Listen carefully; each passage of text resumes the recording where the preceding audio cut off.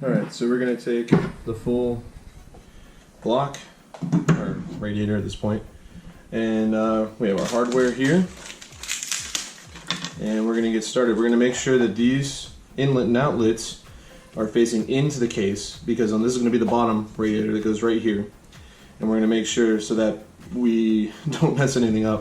We're going to have it inside, and it's going to be like this. We're also going to be going with a push configuration. I know a lot of people talk the differences between the two. There really isn't a whole bunch unless you do like a push-pull. There's different advantages, disadvantages to all of them. I'm going to be doing a push, which means that all of the fans are going to be mounted on this side, pushing air that way into the bottom of the case, and then subsequently up and out and wherever the exhaust fans are, which will also be on the top radiator setup, and having them push air in, out. So here we go. Now the great thing about here is that we're able to detach this from the main case, lay all the fans out on it as we want, and then later we can just insert it back in.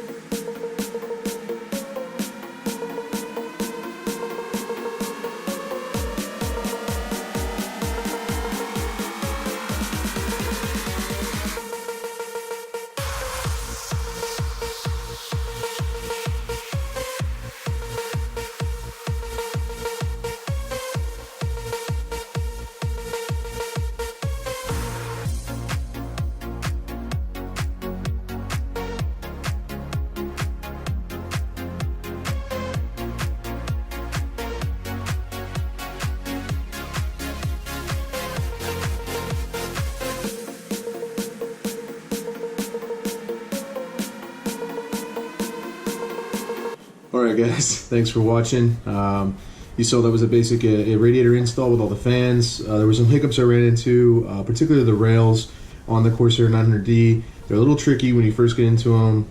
Not every case is going to be, especially, you know, even the same case when you get it for the 900D, some stuff's going to be bent a little bit and some stuff's going to need to be kind of forced into place.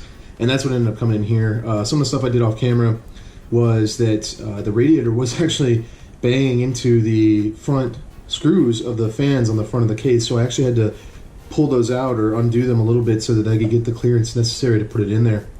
The other side of that is that, as you saw, it cracked me up so hard when I noticed it after the fact, and then that Arms of the Angel clip that I put in there makes me laugh every time I see it.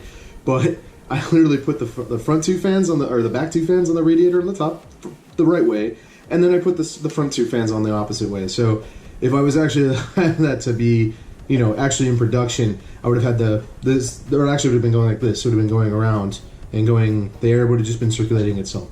So that was just a couple comments that I had up for this one.